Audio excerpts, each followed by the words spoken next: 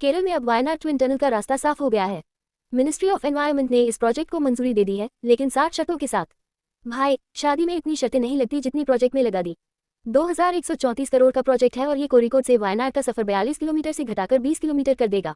काम अगले महीने शुरू हो रहा है। दिल्ली सरकार ने नजफगढ़ ड्रेन के ऊपर एक 30 मेगावाट का सोलर प्लांट लगाने का प्लान पास कर दिया है। हाँ, नाले पर सूरज की किरणें। इसका मकसद है यमुना के पास को साफ करना और सालाना 270 मिलियन लीटर पानी एवापोरेट होने से बचाना। फेज 1 में धनसा बॉर्डर से घुमनेरा तक 6 किलोमीटर में काम होगा। ये प्रोजेक्ट नाले को नाला कम और सोलर पार्क ज्यादा बना देगा। अब दिल्ली वाले बोलेंगे, हमारे नाले पर सूरज उगता है भाई। बेंगलुरु मेट्रो की पिंक लाइन पर इलेक्ट्रिफिकेशन टेस्टिंग शुरू हो गई है, वो भी तीसरी रेल के जरिए। 7.5 किलोमीटर का एलिवेटेड स्ट्रेच है और पूरी लाइन 21.2 किलोमीटर की होगी, जिसमें कलेना, अग्रहारा, कोलिमावो, IIM बैंगलोर, JP नगर, जयदेव हॉस्पिटल और तवरकरे स्टेशन शामिल हैं। 2 फेजेस में खुलेगी और साल के अंत तक जनता को सेवा मिलने की उम्मीद है।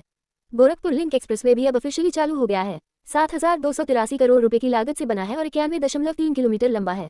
गोरखपुर से लखनऊ का सफर अब सिर्फ 3.5 घंटे में पूरा हो जाएगा। पहले लोग कहते थे लखनऊ कब आएगा, अब कहेंगे इतनी जल्दी आ भी गया। गूगल ने हैदराबाद में अपना पहला इंडिया वाला सेफ्टी इंजीनियरिंग सेंटर खोल लिया है। पूरी दुनिया में ये चौथा है। यहाँ पर AI और लार्ज लैंग्वेज मॉडल्स पर काम होगा और इंडो पैसिफिक रीजन में हजारों लोगों को नौकरी भी मिलेगी। तो अगर आप टेकी है और हैदराबाद में है तो अब चाय पॉइंट की लाइन लंबी होने वाली है।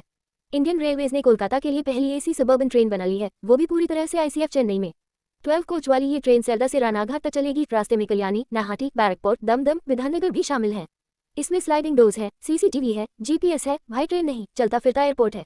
ट्रायल रन्स चालू हो गए हैं। लाइक करें, शेयर करें, नीचे कमेंट करो और सब्सक्राइब करो। जल्दी से आगे बढ़ते हैं। फॉक्सकॉन अब तमिलनाडु के ओगडम IT पार्क में एक नया फैक्ट्री लगा रहा है, जहां आईफोन के एनक्लोजर्स बनेंगे।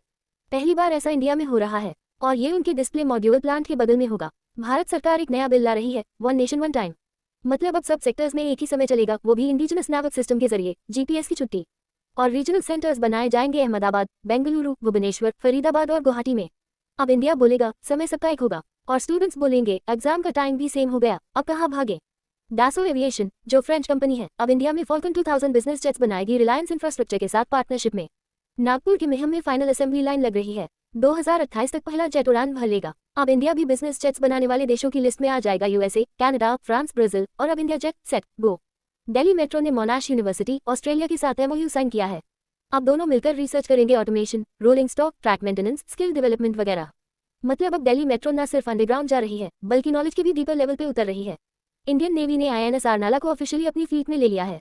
ये एक एंटी सबमरीन शैलो वाटरक्राफ्ट है। पूरा देसी माल, 80% कंपोनेंट्स इंडिया के ही हैं। कोची शिपयार्ड और गार्डन रीच शिप बिल्डर्स ने मिलकर बनाया है। नेवी वाले बोले अब समुद्र के नीचे कोई भी ड्रामा नहीं चलेगा, हम रेडी हैं। धन्यवाद।